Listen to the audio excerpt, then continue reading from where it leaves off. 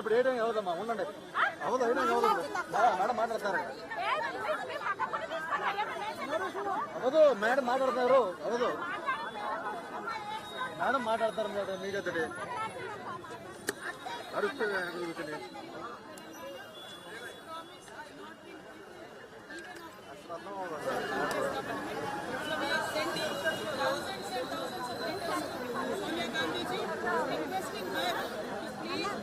Madam అక్కడ మాట్లాడతారు media తోటి నుంచి లాగండమ్మా చెప్తే అర్థం అవ్వట్లేదు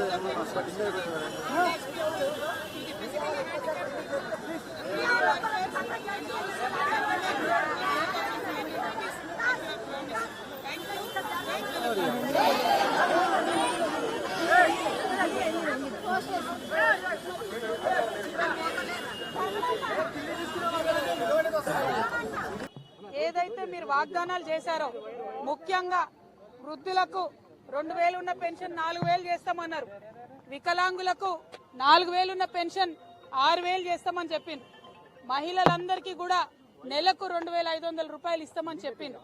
ఇట్లా మీరు అనేకమైనటువంటి వాగ్దానాలు చేసిండ్రు. కానీ 18 నెలలు అవుతున్నా కూడా ఆ వాగ్దానాలు పూర్తి చేసే దిశగా మీరు ఆలోచన చేస్తలేరు. కాంగ్రెస్ ప్రభుత్వాన్ని వాళ్ళు నేను డిమాండ్ చేసేది ఒకటే, మేము ఇవాళ తెలంగాణ ప్రజలు ముఖ్యంగా తెలంగాణ మహిళలు సోనియా గాంధీ గారు గ్యారంటీ కార్డులు సంతకం పెట్టి ఇంటింటికి పంచిండ్రు, పేపర్లలో వేసిండ్రు, ఫ్రంట్ పేజీలలో అడ్వర్టైజ్మెంట్లు వేసిండ్రు. అవి చూసి సోనియా గాంధీ గారు ముఖం చూసి నమ్మి కాంగ్రెస్కి అధికారం ఇచ్చిండ్రు. ఇస్తే మరి మీ కోటేసినటువంటి మహిళలు మీరు మోసం చేసిండ్రు, మీ కోటేసినటువంటి వృద్ధులను మీరు మోసం చేసిండ్రు, మీ కోటు వేసినటువంటి వికలాంగులను మీరు మోసం చేసిండ్రు. అందుకే ఇవాళ మేము వేల సంఖ్యలో పోస్ట్ కార్డులు తీసుకొని సోనియా గాంధీ గారికి మరి మేము పంపించడం జరుగుతూ ఉన్నది. దీంట్లో మేము ఒకటే రాసినాం, అమ్మ సోనియమ్మ మీరు మీ రేవంత్ రెడ్డి గారిని మీ ముఖ్యమంత్రిని ఆదేశించండి, తక్షణమే మాకు పెన్షన్లు ఇప్పించండి అని చెప్పి సోనియా గాంధీ గారికి రిక్వెస్ట్ చేసినాం. ఇంకా కూడా ప్రతి జిల్లా నుంచి ప్రతి చోటి నుంచి కూడా పెద్ద ఎత్తున ఈ పోస్ట్ కార్డులు పంపుతామని కూడా మేము ఈ సందర్భంగా తెలియజేస్తున్నాం. ముఖ్యమంత్రి గారు తక్షణమే పెన్షన్లు విడుదల చేయాలని చెప్పి డిమాండ్ చేస్తా ఉన్నాం. జై తెలంగాణ. మీద అసెంబ్లీకి రావాలి, కేసీఆర్ తెచ్చి పెట్టడం అనేది ముఖ్యమంత్రి మాట. తెలంగాణను శాశ్వత ఎడారిగా కేసీఆర్ మార్చాలని అన్నారు. కేసీఆర్ గారి దమ్మెంత అన్నది ఒరిజినల్ కాంగ్రెస్ పార్టీకి తెలుసు కాబట్టే తెలంగాణ రాష్ట్రం వచ్చింది.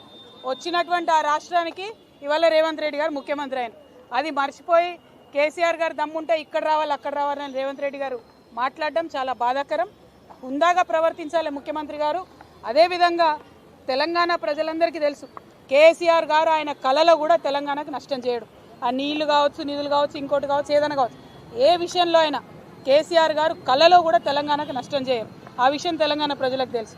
ఈ ముఖ్యమంత్రి గారు రేవంత్ రెడ్డి గారు వచ్చినాకనే చంద్రబాబు నాయుడు గారిని పిలిచి ప్రజాభవన్లో హైదరాబాద్ బిర్యానీ పెట్టి గోదావరి నీళ్లు గిఫ్ట్ ప్యాకెట్ కట్టి చంద్రబాబు నాయుడు గారికి ఇచ్చి పంపించింది రేవంత్ రెడ్డి గారే, కేసీఆర్ గారు కాదు. 2016లో ముఖ్యమంత్రి గారు చెప్పినట్టుగా ఆనాడు పోలవరం బనకచెర్ల ప్రాజెక్టు విషయమే లేదు, రాలేదు, కేసీఆర్ గారు ఎక్కడ సంతకాలు పెట్టలేదు. ఆ విషయం తెలిసి కూడా అబద్ధాలు ఆడడం ముఖ్యమంత్రి గారికి అలవాటైంది. అబద్ధాలు ఆడడం మానుకోండి, చెప్పిన పెన్షన్లు ఇవ్వండి, చెప్పింది చెప్పినట్టుగా స్కూటీలు ఇవ్వండి, చెప్పినటువంటి 6 గ్యారెంటీలు అమలు చేయండి. ఎస్ పెడదాం, అసెంబ్లీ ఖచ్చితంగా పెడదాం, మీ ఫెయిల్యూర్స్ మీద పెడదాం, 6 గ్యారెంటీలు ఇవ్వని దాని మీద పెడదాం, మహిళలను మోసం చేసిన దాని మీద పెడదాం. అప్పుడేం జవాబు చెప్తారో రేవంత్ రెడ్డి గారు దాన్ని కూడా చూద్దాం.